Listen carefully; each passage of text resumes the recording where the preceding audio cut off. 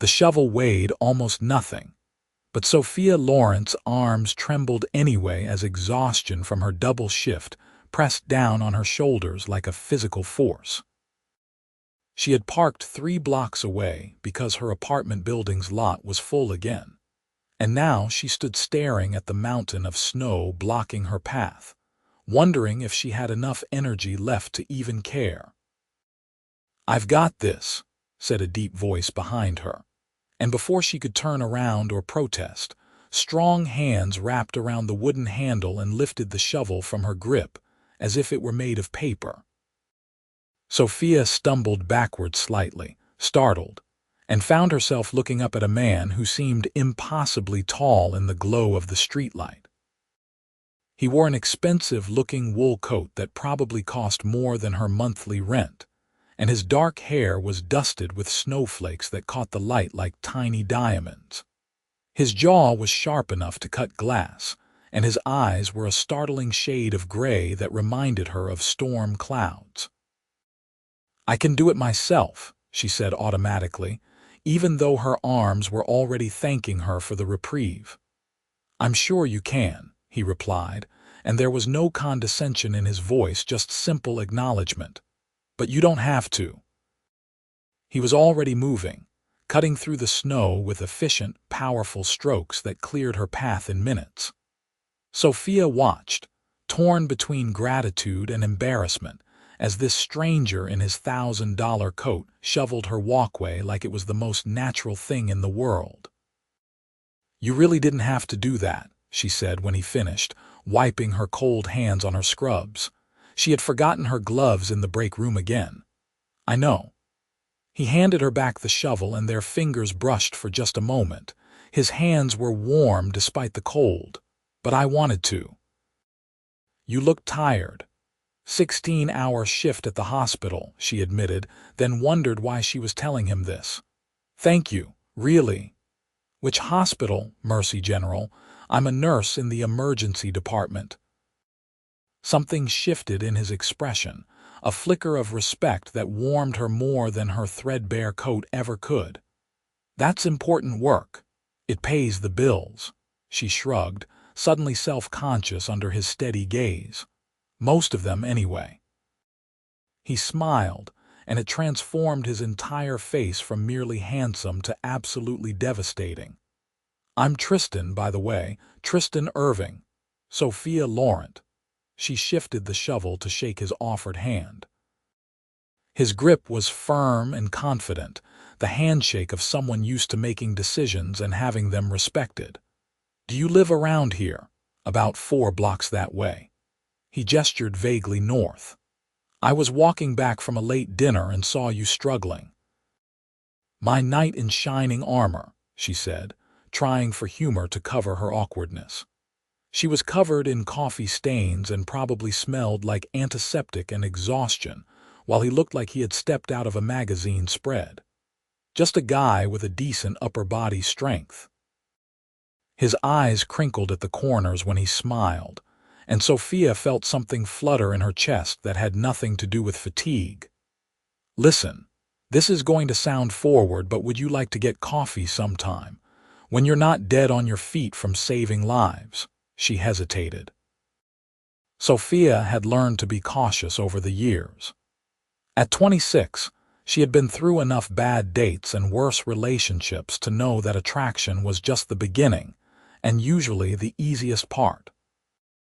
But there was something genuine in his expression, something that made her want to take a chance. "Sure," she heard herself say. "Coffee sounds good." They exchanged numbers, and Sophia's fingers were so cold she could barely type his contact information into her phone. When she finally made it up to her apartment, she collapsed on her couch and stared at his name on her screen, wondering if she had imagined the whole encounter. The text came 3 hours later, just as she was drifting off to sleep. "Good morning. I hope you got some rest." Is Tuesday afternoon too soon for that coffee? Tuesday was her day off. She typed back, "Tuesday works." 2 p.m. His response was immediate, perfect. "There's a place called Rosewood Cafe on Maple Street. Best coffee in the city. Sophia fell asleep smiling, her phone still clutched in her hand.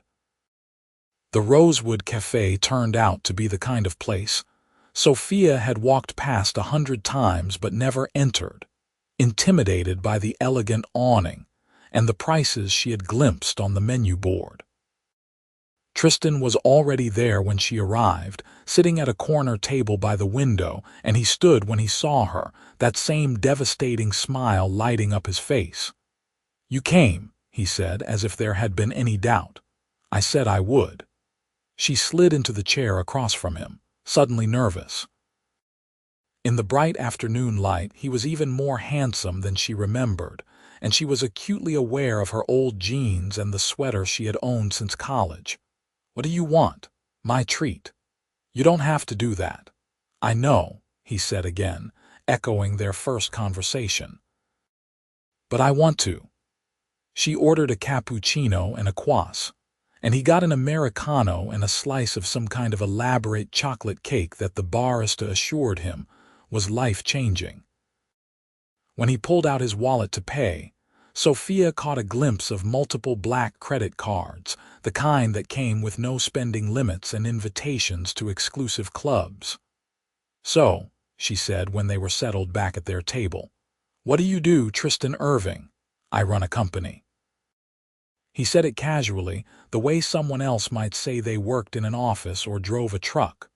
"What kind of company?" "Commercial real estate development. We build office complexes, apartment buildings, mixed-use developments." He took a sip of his coffee. "It's not as interesting as it sounds." "Sounds pretty interesting to me. I can barely keep a houseplant alive." He laughed, a genuine sound that made other patrons glance over with curious smiles. "That's a completely different skill set. You save lives. I just put up buildings. Buildings people live and work in." "That seems pretty important." "Maybe." He tilted his head, studying her with those storm-gray eyes. "Tell me about you.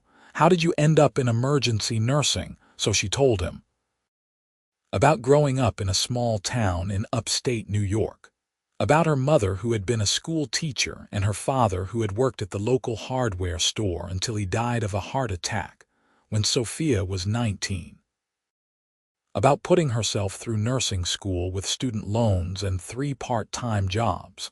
About choosing emergency medicine because she liked the fast pace and the immediate impact. About moving to the city 5 years ago for better opportunities and higher pay. "I'm still paying off those loans," she admitted. "But I love what I do. Most days, anyway." What about the other days? She thought about the patients she couldn't save, the families she had to deliver bad news to, the bureaucracy and the paperwork and the soul-crushing exhaustion. "The other days remind me why the good days matter." He was quiet for a moment, his expression thoughtful. "That's a good perspective. What about you? Did you always want to build things?" "My grandfather was a carpenter.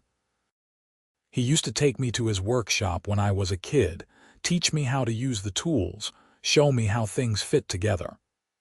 Tristan's expression softened with memory. "He died when I was 12, but I never forgot those lessons. I wanted to create things, make something permanent." "And now you build skyscrapers." "Now I build skyscrapers," he agreed, "though I started with a lot less. My first project was a duplex renovation that nearly bankrupted me. I was 23 and convinced I knew everything. But you figured it out. Eventually." He smiled ruefully. "With a lot of mistakes and some help from people who knew better." They talked for 3 hours, until the afternoon light faded to evening and the cafe started filling with the dinner crowd. Sophia couldn't remember the last time she had felt so comfortable with someone new, so interested in every story and opinion. Tristan was easy to talk to, funny without trying too hard, and genuinely interested in what she had to say. "I should let you go," he said finally, though he didn't sound like he wanted to. "But I'd really like to see you again. I'd like that too." "How's your schedule this week?" Sophia pulled up her calendar on her phone and winced. "Brutal." I'm covering for someone who's out sick, so I'm working 6 days straight. When's your next day off? Next Wednesday. How about dinner? Somewhere nice. My treat. She wanted to protest that he had already paid for coffee, but the hopeful look on his face stopped her. Dinner sounds perfect. He walked her to her car, and when they said goodbye, he surprised her by kissing her cheek, a gesture that was somehow both old-fashioned and intimate. Sophia drove home in a daze, her skin tingling where his lips had touched. The week crawled by in a blur of patience and paperwork. Sophia worked through exhaustion, sustained by the memory of Tristan's smile and the texts he sent throughout the day. Nothing elaborate, just small check-ins that made her feel seen. How's your shift going? Hope you got a lunch break today. Saw this and thought of you. Followed by a picture of a hospital newsletter praising emergency departments. On Wednesday, she stood in front of her closet for 20 minutes before settling on a simple black dress that was nice enough for dinner, but not so fancy that she felt like she was wearing a costume. She did her makeup carefully, fighting the nervous flutter in her stomach that felt both exciting and terrifying. Tristan picked her up at 7 in a car that made Sophia's beat-up sedan look like a child's toy. It was sleek and black and probably cost more than she made in 2 years, but he opened her door like it was the most natural thing in the world. "You look beautiful," he said, and the sincerity in his voice made her believe him. "You clean up pretty well yourself." He was wearing a dark suit that fit him perfectly, emphasizing his broad shoulders and lean frame. She caught a hint of his cologne, something subtle and expensive that made her want to lean closer. The restaurant was the kind of place that had a dress code and a waiting list that stretched for months. The host greeted Tristan by name and led them to a secluded table by the window with a view of the city lights. "You come here often?" Sophia asked, trying not to gape at the menu prices. "Occasionally. For business, mostly." He set down his menu and looked at her instead, "But I wanted tonight to be special." "It's already pretty special," she smiled, feeling her nervousness start to ease. "Though I have to admit I'm a little out of my depth. I usually eat dinner standing over my kitchen sink. Please tell me you at least use a plate." "Sometimes I use a paper towel. Does that count?" He laughed, that wonderful sound that made her feel like she had won something. "You're a woman after my own heart." "When I was starting out, I lived on coffee and convenience store sandwiches for about 2 years straight. And now you eat at places with cloth napkins and 7 forks per setting." "Now I eat at places with cloth napkins and 7 forks, and I still don't know what half of them are for." He leaned forward conspiratorially. "Start from the outside and work your way in. That's all you need to know." Dinner was incredible. They ordered dishes Sophia had never heard of, but that tasted like small miracles on her tongue. Tristan told her about his latest project, a mixed-use development downtown that would include affordable housing units alongside market-rate apartments, something he was passionate about making work despite the financial challenges. "Everyone deserves a decent place to live," he said, his expression intense. "Not just people who can afford luxury units. That's admirable. It can't be easy to make the numbers work. It's not, but it matters." He paused, choosing his words carefully. "I grew up with money. My parents were comfortable, gave me every advantage. But my grandfather, the carpenter I told you about, he grew up poor, really poor. He used to tell me stories about living in a one-room apartment with his parents and 5 siblings, about never having enough heat in the winter or food in the cupboards. He worked his way up from nothing, and he never forgot where he came from. He sounds like an amazing person." He was. Tristan's expression was distant with memory. "He taught me that having money means you have a responsibility to do something meaningful with it, not just accumulate more for the sake of having it." Sophia felt something shift inside her, a deepening of respect that went beyond attraction. "I think he'd be proud of what you're doing. I hope so." She told him about her work, about the teenage girl she had helped save last week after a car accident, about the elderly man who came to the ER every few months with minor complaints because he was lonely and just wanted someone to talk to. Tristan listened like every word mattered, asking questions that showed he was really paying attention. "You're incredible," he said when dessert arrived, a chocolate creation that looked like a work of art. "The work you do, the way you talk about your patients, it's clear you really care. They're people, not just cases. Every single one of them matters. I wish more healthcare workers felt that way." "Most of them do," she said loyally. "They're just exhausted and underpaid and dealing with a broken system, but they show up anyway because they care. Like you." "Like me," she agreed. He drove her home slowly, as if neither of them wanted the evening to end. When they reached her apartment building, he walked her to the door, and Sophia felt her heart hammering against her ribs. "I had a really good time tonight," she said, fumbling with her keys. "So did I." He stepped closer and she could feel the heat of him despite the cool night air. "Sophia, I want to be honest with you about something." Her stomach clenched. Here it comes, she thought.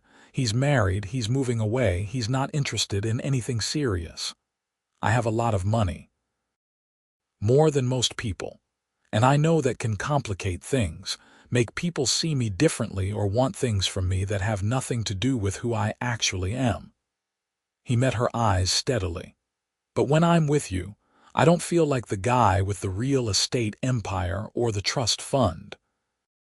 I just feel like myself, and that's rare, really rare." Sophia let out a breath she hadn't known she was holding. "I don't care about your money, Tristan. I mean, it's obviously there, and I'm not going to pretend I don't notice the fancy car and the expensive restaurants. But that's not why I said yes to coffee, and it's not why I'm standing here hoping you'll kiss me." His eyes darkened with something that made her pulse race. "You want me to kiss you, very much." He cupped her face in his hands, thumbs brushing her cheekbones with infinite gentleness, and kissed her. It was soft at first, tentative, a question more than a statement. But when Sophia wrapped her arms around his neck and pressed closer, he deepened the kiss, and she felt it all the way down to her toes.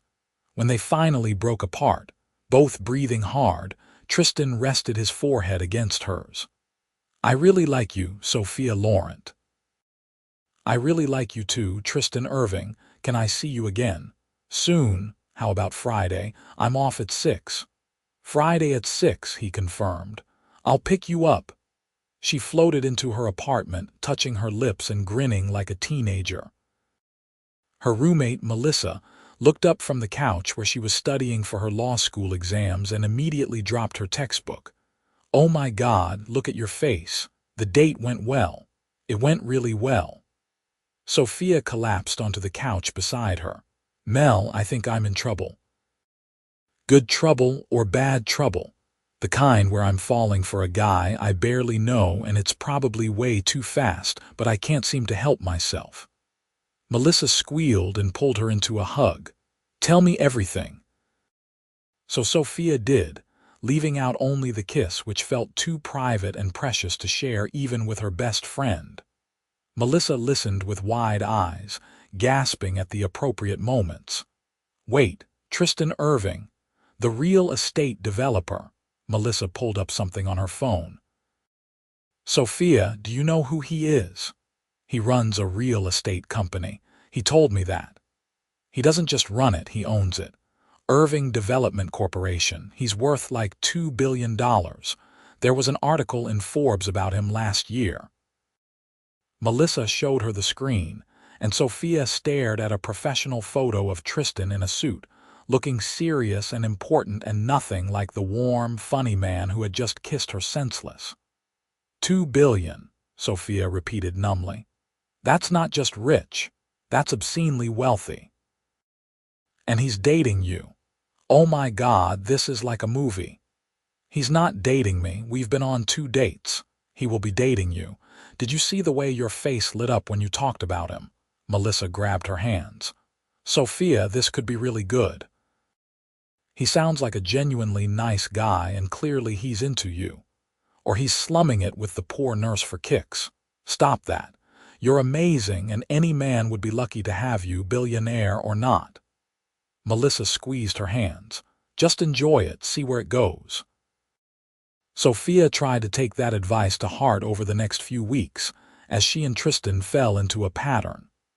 He picked her up after her shifts, showing up with coffee and pastries when she worked mornings, with dinner when she worked late.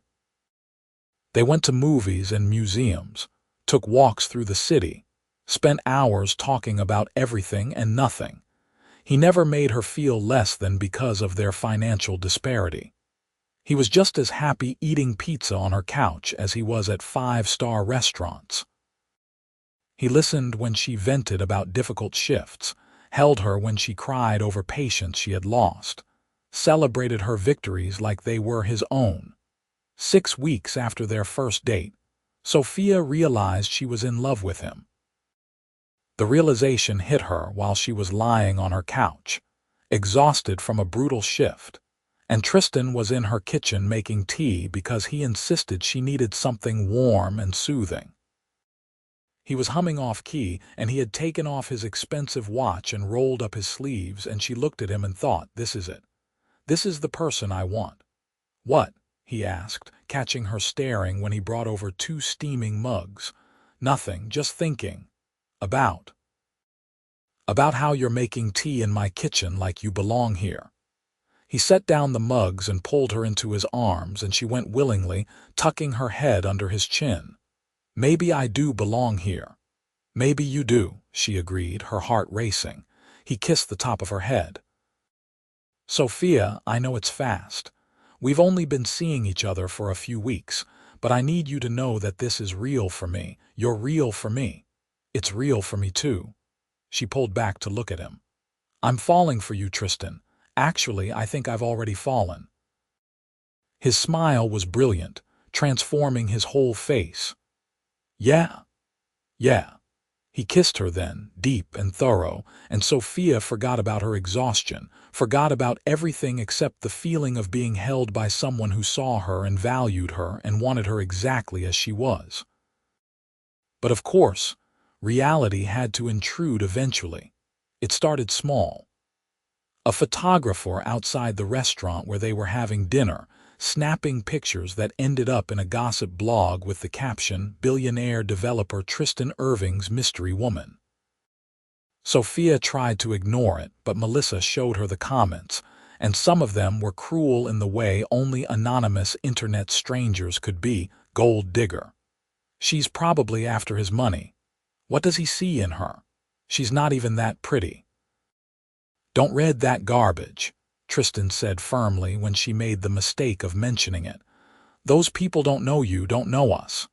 But they're talking about us like we're characters in a story they get to critique. That's what people do when you have money. They think you're public property. He pulled her close, his expression fierce. But what we have is private, real. That matters more than what some stranger on the internet thinks. She tried to believe him, tried to focus on the connection they had built, but the attention intensified. More photographers started showing up at her hospital, at her apartment building. A reporter actually cornered her outside the grocery store, asking invasive questions about her relationship and her financial situation. Is it true you have over 100,000 in student loan debt? How does that feel, dating a billionaire? Has he offered to pay it off? Sophia pushed past without answering, her hands shaking so badly she could barely get her key in her car door. She called Tristan from the parking lot, fighting back tears. They're vultures, he said, his voice tight with anger. I'm going to call my lawyer, get a cease and desist order. Will that even help? It might slow them down. He paused. Sophia, I'm sorry. I knew this was a possibility, but I hoped we'd have more time before it got this bad. It's not your fault, isn't it? If you were dating anyone else, you wouldn't be dealing with this.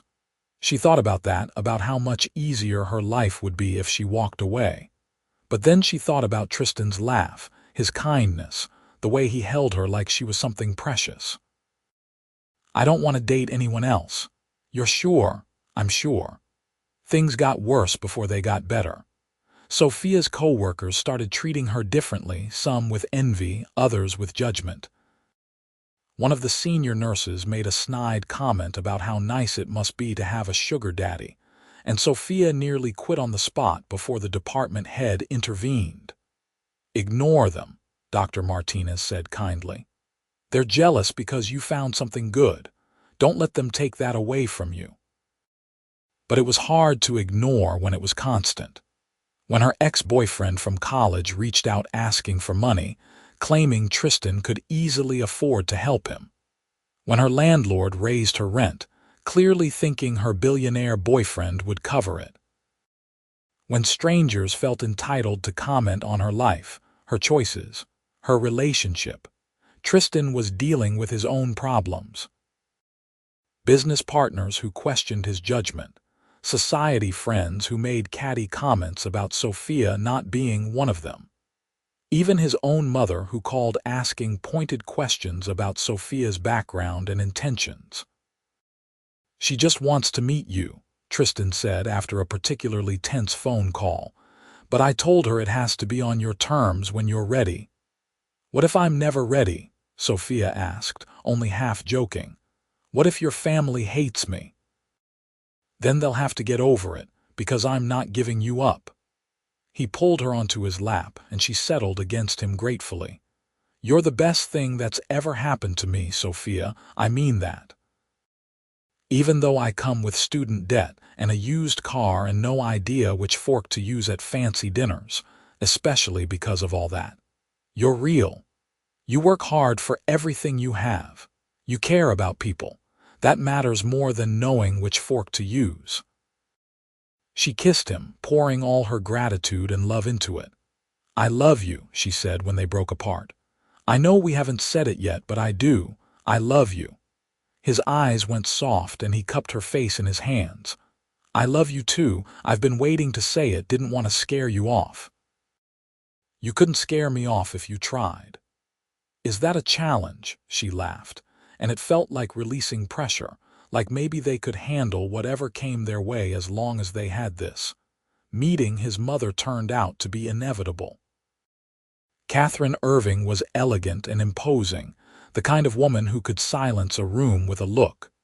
She invited Sophia to lunch at her estate, and Sophia spent the entire drive there fighting the urge to turn the car around. You'll be fine, Melissa had assured her that morning. Just be yourself. She'll see what Tristan sees. The estate was massive, all rolling lawns and old money elegance. A housekeeper led Sophia to a sunroom where Catherine was waiting, dressed in cream-colored linen and pearls. Miss Laurent, please sit. Catherine's smile didn't reach her eyes. I've been looking forward to meeting the woman who has captured my son's attention. Thank you for inviting me, Mrs. Irving. Sophia sat carefully, acutely aware of her off-the-rack dress and drugstore makeup. Tell me about yourself. Tristan has been rather tight-lipped, and I confess I'm curious. So Sophia told her story again, about her family, her education, her work. Catherine listened with an unreadable expression, sipping her tea. Emergency nursing. That must be demanding. It is. But it's also rewarding. And you met my son when? About 3 months ago. He helped me shovel my walkway after a snowstorm. Something flickered in Catherine's expression. That sounds like something his grandfather would have done, always helping people. He speaks about him often. He clearly loved him very much. Thomas was a good man, self-made, hard-working. He taught Tristan important values. Catherine set down her teacup. Miss Laurent, I'm going to be direct. My son is a billionaire. That comes with complications, as I'm sure you've discovered. It also makes him a target for people with less than honorable intentions. I understand your concern, Sophia said carefully. If I were in your position, I'd probably feel the same way, but I need you to know that I didn't pursue Tristan because of his money. I didn't even know who he was when we met. I just knew he was kind and funny and interesting. And now that you do know, now I know I love him. Not his bank account, not his company, not his connections. Him. The man who brings me coffee when I'm working double shifts, who listens when I talk about my day even though it's probably boring, who makes me laugh even when I'm exhausted. That's who I fell in love with.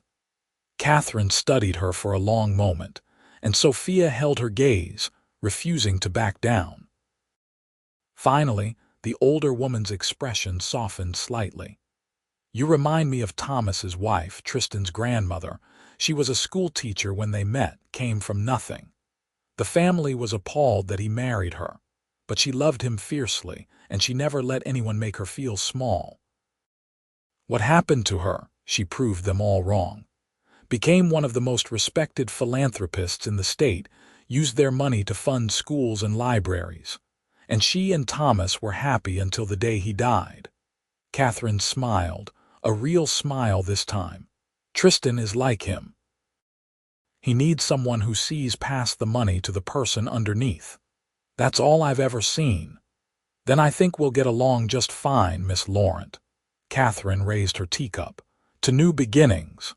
Sophia left the estate feeling lighter than she had in weeks. She called Tristan immediately. I think your mother likes me.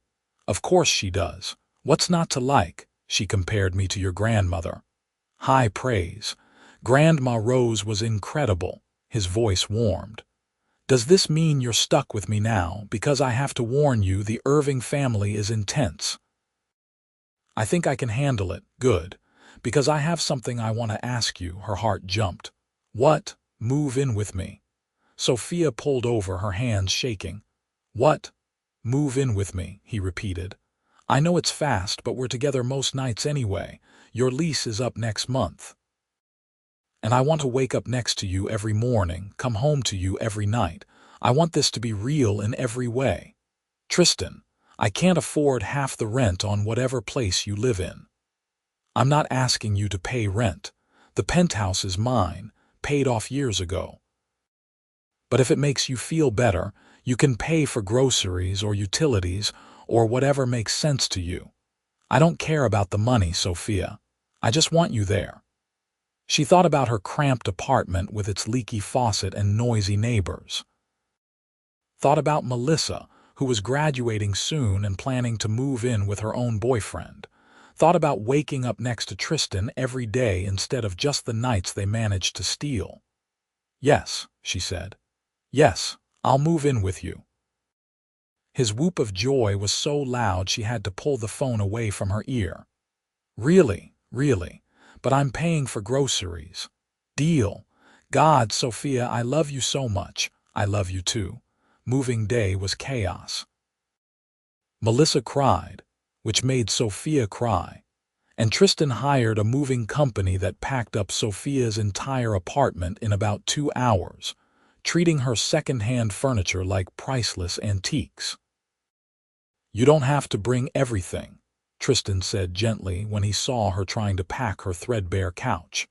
The penthouse is fully furnished. This couch has been with me since college. It's seen me through breakups and med school finals and every bad day I've ever had. Then we'll find a place for it. He kissed her forehead. Whatever you want to bring, we'll make it work. The penthouse was overwhelming. Floor-to-ceiling windows with views of the entire city, marble countertops, a bathroom bigger than her old bedroom. Sophia stood in the middle of the living room feeling small and out of place. Hey, Tristan said softly, coming up behind her and wrapping his arms around her waist. What's wrong? This is your space, your home. What if I don't fit? He turned her around, his expression serious.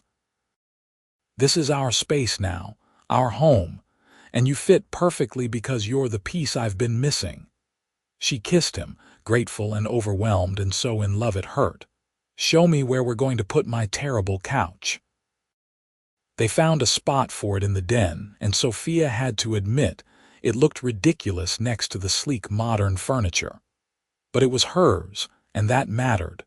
Living together was an adjustment. Tristan worked long hours, often leaving before dawn and coming home after dark. Sophia's schedule was unpredictable, 12-hour shifts that rotated between days and nights. But they made it work, leaving each other notes and text messages, stealing moments whenever they could. Sophia started meeting more of Tristan's world. His business partners, elegant and calculating. His society friends, polite but distant. His younger sister, Emma, who flew in from California and immediately pulled Sophia into a hug. Finally, someone normal, Emma said, grinning. I was starting to think Tristan would end up with one of those society clones who cares more about their trust fund than anything real. Emma, Tristan said warningly. What? It's true. Emma linked her arm through Sophia's. Tell me everything. How did you meet? How long did it take you to realize he's actually a giant nerd who collects vintage architecture books? Sophia laughed, immediately liking this whirlwind of a woman. He helped me shovel snow. That's adorable.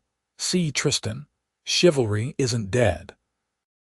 Emma stayed for a week, and by the time she left, Sophia felt like she had gained a sister.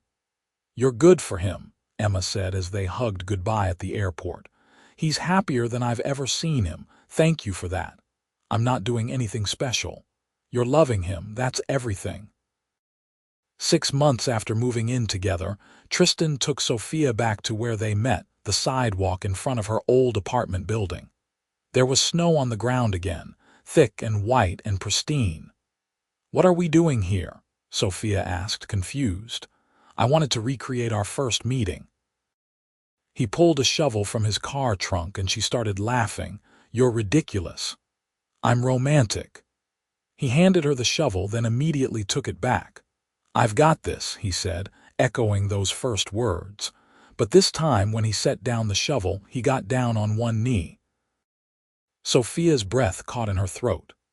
Sophia Laurent, you are the bravest, kindest, most incredible person I've ever known. You save lives every day, you make me laugh, you challenge me to be better. I love your terrible couch and your terrible coffee and the way you sing off-key in the shower. I love how much you care, how hard you work, how you never let anyone make you feel small.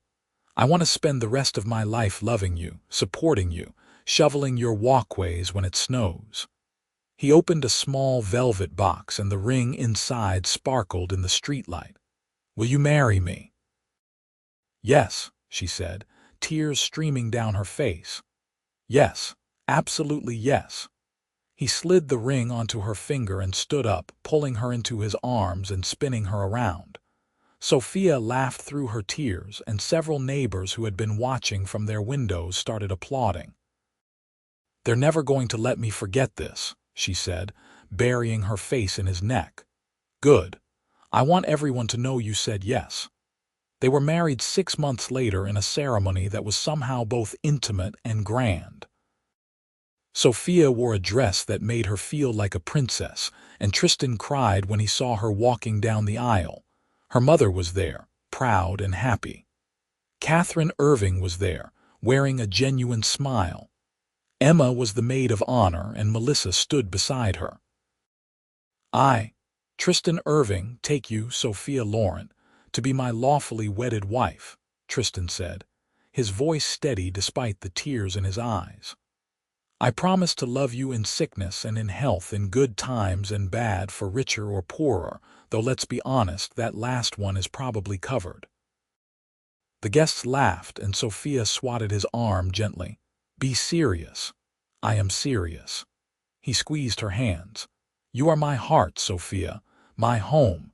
Everything I have is yours, but more importantly, everything I am is yours. I will spend every day of the rest of our lives trying to deserve you. You already do, she whispered. I, Sophia Laurent, take you, Tristan Irving, to be my lawfully wedded husband, she said, her voice trembling with emotion. I promise to love you through every challenge, every triumph, every ordinary moment. You saw me when I was exhausted and covered in coffee stains, and you helped me shovel snow. You've been helping me ever since, in big ways and small. I promise to do the same for you, to be your partner in everything, to love you with my whole heart for the rest of my life. When the minister pronounced them husband and wife, Tristan kissed her like they were the only two people in the world. The reception was held at the estate where Sophia had first met Catherine, transformed into something magical with lights and flowers and music. Sophia danced with her new husband, her new mother-in-law. She laughed with friends and accepted congratulations from strangers who would become family. Happy, Tristan murmured as they swayed to a slow song, the party continuing around them, deliriously. Good. Because I have a wedding gift for you. Tristan, we said no gifts, I know, but I couldn't help it. He led her away from the dance floor to a quiet corner, pulling out an envelope. Open it. Inside was a check made out to the Department of Education for the full amount of her student loans, along with a letter confirming the debt had been paid in full. Sophia stared at it, unable to process what she was seeing. Tristan, this is too much. It's not. You've been carrying that debt for years, working yourself to exhaustion to pay it down. I wanted to give you freedom, a fresh start as we begin our marriage. I can't accept this. You can and you will. Please, Sophia, let me do this for you, for us. He cupped her face, his expression earnest. I know you're independent. I know you don't need me to solve your problems, but we're partners now. What's mine is yours, and that includes the ability to wipe away something that's been weighing on you. She thought about all the extra shifts she had picked up, all the budgeting and sacrifices. Thought about what it would feel like to be free of that burden. Thank you, she whispered, throwing her arms around his neck. Thank you. Anything for you, always. They honeymooned in Italy, 2 weeks of sunshine and art and food that tasted like heaven. Tristan showed her Rome and Florence and Venice, and Sophia fell in love with cobblestone streets and ancient buildings. They took cooking classes and wine tours, wandered through museums hand in hand, made love in their hotel room with the windows open and the sound of Italian conversations drifting up from the street. We should live here, Sophia said one night, full of pasta and wine and contentment. Say the word and I'll make it happen. I'm kidding, mostly. She snuggled closer to him on the balcony, watching the sunset paint the sky in shades of gold and pink. But maybe we could get a place here, somewhere to escape to when life gets overwhelming. Consider it done. Tristan, I wasn't serious. I was. He kissed the top of her head. You deserve everything, Sophia, every dream, every wish. Let me give you the world. I don't need the world, I just need you. You have me, forever. They returned home to reality. Back to work, back to schedules and responsibilities. But it was different now. Sophia came home to a husband who had dinner waiting or who ordered takeout when they were both too exhausted to cook. Tristan came home to a wife who listened to his work frustrations and celebrated his victories. They argued sometimes, about stupid things like whose turn it was to do laundry or whether they should host Thanksgiving or go to Catherine's estate. But they always talked it through, always came back to the foundation of love and respect they had built. A year into their marriage, Sophia started feeling restless. She loved her work, loved making a difference in people's lives. But the long hours were taking a toll, and she found herself daydreaming about other possibilities. What if I went back to school? She asked Tristan one night as they lay in bed. Got my master's, maybe became a nurse practitioner. That's a great idea, you'd be incredible. It would mean less income while I'm in school, longer hours. Sophia, money is not an issue. It will never be an issue. If you want to go back to school, do it. I'll support you however you need. You wouldn't mind. I'm proud of you for even considering it. You're always pushing yourself to be better, do more. That's one of the things I love most about you. So Sophia applied to graduate programs, was accepted to her top choice, and started classes the following fall. It was grueling, balancing school and work and marriage. But Tristan was there every step of the way, quizzing her for exams, bringing her coffee during late-night study sessions, celebrating every small victory. 2 years later, she graduated with honors. Tristan was in the front row, cheering louder than anyone. His mother was there too, and Emma flew in from California, and Sophia's mother cried happy tears. "I'm so proud of you," Tristan said as they celebrated that night. "My brilliant, accomplished wife." "Our brilliant, accomplished wife," Emma corrected, raising her glass.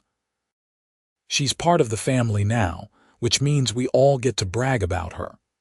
Sophia laughed, feeling surrounded by love and acceptance. This was her family now, these people who had welcomed her despite her lack of money or connections. Who valued her for who she was, not what she could provide. She started a new job at a clinic that focused on underserved populations, using her nurse practitioner license to provide primary care to people who couldn't afford traditional doctors. The pay was less than she could have made elsewhere, but the work was meaningful, and Tristan supported her choice completely. "You're changing lives," he said when she came home exhausted but fulfilled after a particularly long day. "That matters more than money ever could." They talked about having children. Sophia wanted them eventually, but not yet. There was still so much she wanted to do, so many people she wanted to help. Tristan agreed, content to wait until they were both ready. "Besides," he said, pulling her close, "I like having you all to myself for now." "Selfish, completely." He kissed her neck, making her shiver. "Is that a problem?" "Not even a little bit." On their 5th anniversary, Tristan surprised her with a trip to a small island in the Caribbean, just the two of them in a private villa on the beach. They spent a week swimming and reading and making love, disconnected from the world and all its demands. "I want to tell you something," Sophia said one night as they sat on the beach watching the stars. "I think I'm ready." "Ready for what?" "To start a family." "I want to have your babies, Tristan Irving." His smile was brilliant even in the darkness. Yeah, I'm not getting any younger, and I want our kids to know their grandmother while she's still active and healthy. And honestly, I just want to see what a little version of you would look like. Hopefully they get your brains and looks. Hopefully they get your kindness and your terrible sense of humor." He kissed her, deep and thorough, and Sophia felt excitement bubble up inside her. A new chapter, a new adventure. "Let's go back to the villa," Tristan murmured against her lips. "Start practicing. I like the way you think." It took 6 months before Sophia saw the positive pregnancy test. She stared at it for a full minute, her hands shaking, before running to find Tristan in his home office. "I'm pregnant," she blurted out. He looked up from his computer, eyes wide. "What? I'm pregnant. I took 3 tests. They're all positive." He was out of his chair and across the room in seconds, lifting her up and spinning her around. We're having a baby," she confirmed, laughing and crying at the same time.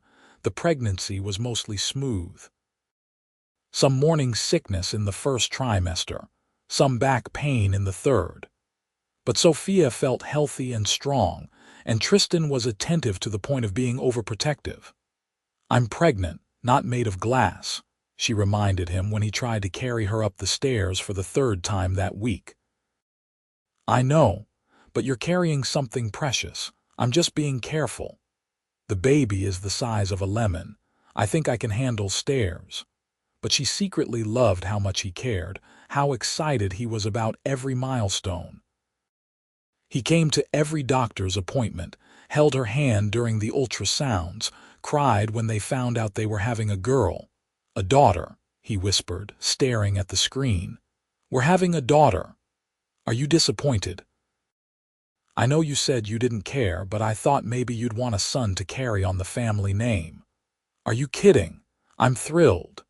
He kissed her, uncaring of the ultrasound technician watching with an amused smile. Our little girl is going to be just like you. Smart and strong and capable of anything. Or she'll be like you, stubborn and charming and way too handsome for her own good. That's a terrifying thought. They decorated a nursery together, painting the walls a soft yellow and filling it with books and toys. Emma flew in to help, bringing onesies that said things like future feminist and watch out world. She's going to be so spoiled, Sophia said, looking at the growing pile of baby clothes and gear. Absolutely, Emma agreed cheerfully. That's what aunts are for. Catherine started coming around more often, bringing family heirlooms and stories about Tristan as a baby. He was such a serious child, she said, showing Sophia photo albums. Always building things, even as a toddler. I think he got that from his grandfather. I hope our daughter has some of that, Sophia said softly. That drive to create, to make things better. She will. She has two incredible parents to learn from. Sophia went into labor on a Tuesday afternoon, 3 days before her due date. Tristan was in a meeting downtown, and the panic in his voice when she called made her smile despite the contractions. I'm on my way. Don't move. No, wait, move to the hospital. I'll meet you there. Should I call an ambulance? Sophia, Tristan breathed. The contractions are still far apart. I'm fine to drive myself. Absolutely not. I'm sending a car and I'm leaving right now. I love you. I love you too. Hurry. Labor was long and difficult. 16 hours of contractions and breathing exercises, and Tristan holding her hand so tightly she thought he might break it. But finally, their daughter was born, screaming and perfect and absolutely beautiful. She's here, Sophia said, tears streaming down her face as the nurse placed the baby on her chest. Tristan, look at her. She's perfect, he whispered, his voice breaking. She's absolutely perfect. They named her Rose after Tristan's grandmother. Rose Catherine Irving, a name that honored the past while looking toward the future. She had Sophia's dark hair and Tristan's gray eyes, and she was the most beautiful thing either of them had ever seen. The first few months were exhausting. Rose was colicky and rarely slept more than 2 hours at a time. Sophia and Tristan took turns walking her around the penthouse at 3 in the morning, both of them operating on almost no sleep. Why did we think this was a good idea? Sophia asked one particularly difficult night, bouncing Rose while fighting back tears of frustration and exhaustion. Because we're idiots, Tristan said, taking the baby and giving Sophia a break. Beautiful, sleep-deprived idiots who love each other and this tiny human who hates sleeping. She's lucky she's cute. She's lucky she has you as a mother. You're incredible, Sophia. I know this is hard, but you're handling it like a champion. Eventually, Rose settled into something resembling a routine. Sophia took a year off work to be with her, something that felt both luxurious and necessary. She loved every moment, even the hard ones. Loved watching Rose discover her toes, learn to roll over, start eating solid foods. Tristan was a devoted father, coming home early whenever he could, spending weekends playing with their daughter and making her laugh. She's going to be a genius, Emma declared during one visit, watching as 10-month-old Rose successfully stacked 3 blocks. Look at that concentration. She's advanced, Tristan agreed proudly. You're both ridiculous, Sophia said, but she was smiling. Watching her husband with their daughter was one of her greatest joys. When Rose turned 1, they had a party at the penthouse, inviting family and close friends. Rose smashed her cake with gleeful abandon, getting frosting everywhere, and everyone laughed and took pictures. Happy? Tristan asked later that night, after the guests had left and Rose was finally asleep. Beyond happy. I have everything I ever wanted and things I didn't even know to dream about. Me too. He pulled her close, and she relaxed into his embrace. You've given me everything, Sophia. A home, a family, a life I actually want to live instead of just going through the motions. We gave each other everything. Fair point. He kissed her softly. Should we give Rose a sibling, eventually? Let me get some sleep first. He laughed, and the sound filled their home with warmth and joy over the years they added to their family. A son, James, born 2 years after Rose. Then another daughter, Lily, 3 years after that.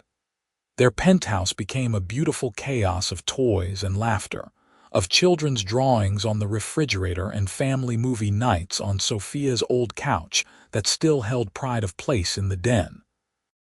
Sophia went back to work part-time, balancing her clinic with motherhood. Tristan continued building, but he made sure to be present for every school play and soccer game and dance recital. They raised their children to understand privilege and responsibility, taking them to volunteer at homeless shelters and food banks, teaching them that having money meant having an obligation to help others. Rose grew up serious and thoughtful, interested in architecture like her father. James was all energy and laughter, wanting to be a doctor like his mother. Lily was artistic and dreamy, seeing beauty in everything.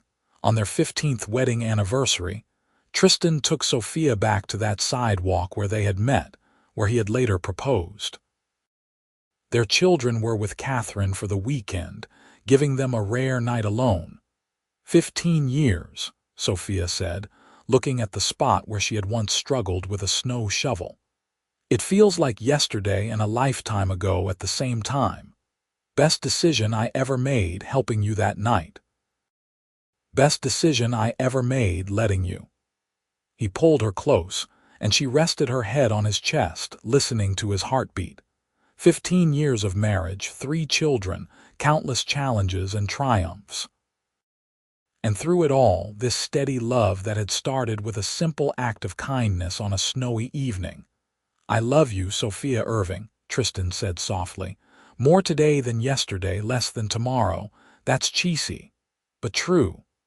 But true, she agreed, smiling. I love you too. Thank you for shoveling my walkway all those years ago. Thank you for being too tired to say no.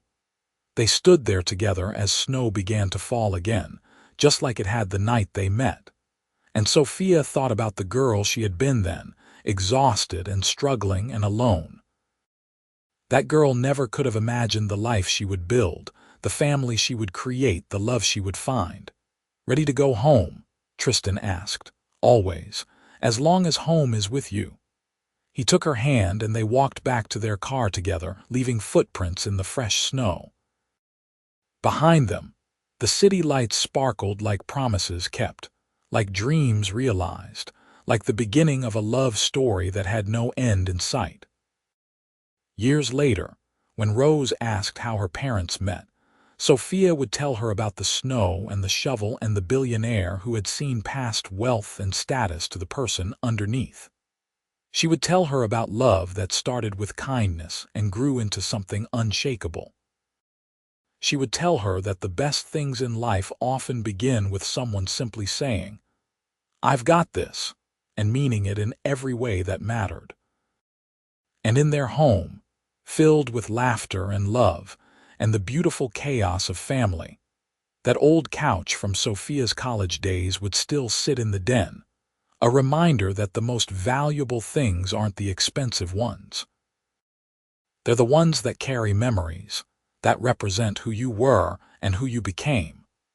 They're the ones you hold on to even when you don't need to anymore, because they matter in ways that have nothing to do with money. Tristan built buildings that would stand for generations. But the greatest thing he ever created was the life he and Sophia made together, brick by brick, choice by choice, one act of love at a time.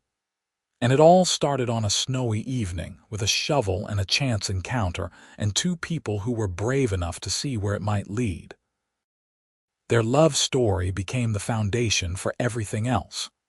Their children grew up watching their parents support each other, challenge each other, love each other through every season. They learned that real love wasn't about grand gestures or fairy tale moments, though those existed too. It was about showing up, day after day, choosing each other again and again. Rose eventually went to architecture school, following in her father's footsteps, but determined to make her own mark. James became a pediatric surgeon, combining his mother's medical skills with his natural rapport with children. Lily pursued art, creating pieces that hung in galleries and brought beauty into the world. And through it all, Sophia and Tristan remained the center of their family's universe. They grew older together gracefully, silver threading through their hair, laugh lines deepening around their eyes.